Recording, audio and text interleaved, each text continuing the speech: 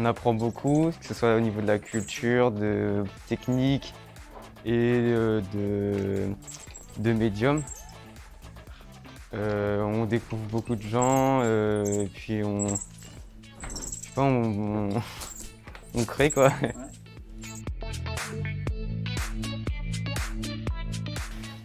Du coup, je pars sur une série pour l'instant, je sais pas encore combien, mais j'ai toutes mes canettes ici que j'imprime avec de la trame là, de couleur et canettes en noir.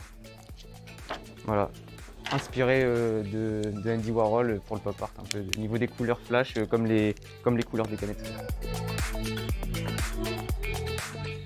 Là, j'ai un gros coup de cœur pour les Adars du Havre.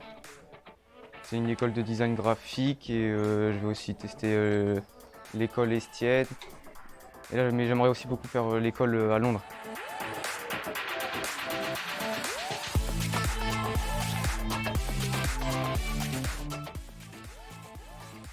Donc nous avons ouvert en partenariat avec l'école Rouen-Le Havre, les Sadars, pour une classe préparatoire ouverte à 15 élèves.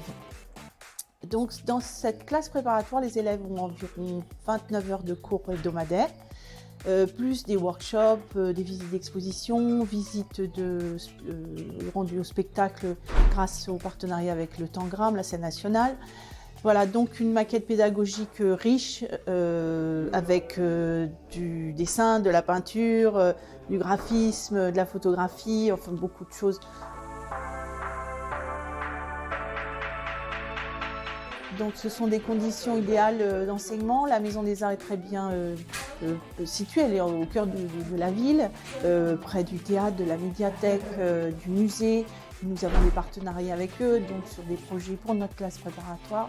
Et puis, ils bénéficient aussi de toute cette dynamique de la Maison des Arts, qui est un lieu de culture, de pédagogie artistique, de diffusion. Nous avons des galeries d'exposition, donc les artistes invités interviennent ensuite dans la classe préparatoire.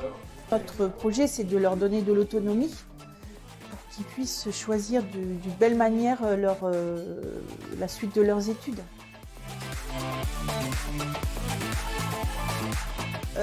Les dossiers d'inscription sont retirés au secrétariat. Ensuite, il y a un concours d'admission, enfin un entretien, où il va y avoir une étude du dossier personnel et un entretien avec un jury, composé d'enseignants professeurs, d'enseignants artistes, de moi-même et d'une personne de l'ESADA. Les inscriptions sont au mois de mai, le premier entretien est au mois de juin et le deuxième au mois de septembre, puisque nous avons 2 sessions. Là, on travaille sur le déchet, sur le thème du déchet. On nous a demandé de collecter différents déchets et de penser à un thème par rapport aux déchets, qu'est-ce qu'on voudrait représenter. Et moi, j'ai pensé, vu que c'était les périodes de Noël, j'ai ramassé des papiers de chocolat et j'ai aussi en même temps ramassé des papiers de pansement et j'ai fait le lien entre ce qui nous réconforte, en même temps ce qui nous soigne, les sucreries, mais en même temps les médicaments. Depuis le lycée, j'ai pris l'option art plastique. La classe prépa, ça nous permet de découvrir plein de choses différentes, comme là l'impression, la gravure.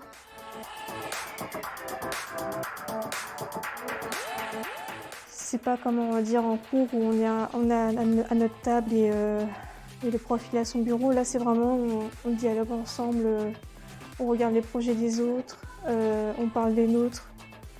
Tout se passe très bien ensemble. Enfin, c'est vraiment le mieux. Je peux pas rêver de mieux. Voilà. La plupart du temps, quand on est au lycée, on ne se rend pas du tout compte de ce qui se passe dans les écoles d'art. Déjà, on ne sait pas ce qu'il y a comme différence entre les écoles d'art, mais on ne sait pas non plus ce qui s'y passe du tout. On a des fantasmes peut-être, mais voilà.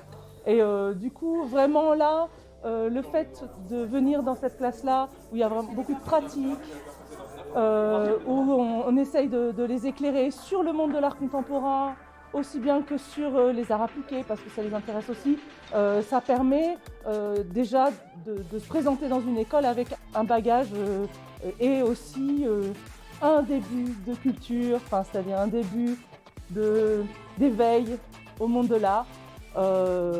Voilà, on peut avoir envie de faire une école d'art sans du tout savoir ce qui s'y passe et sans avoir vraiment la pratique de base Et c'est une prépa où différents professeurs interviennent.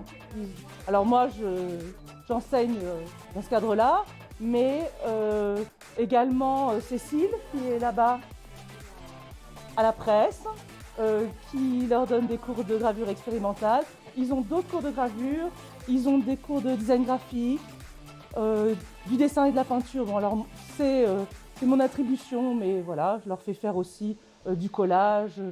Donc là, c'est du dessin d'observation, donc c'était ma main en l'occurrence, qu'on a travaillé sur plusieurs angles au fusain.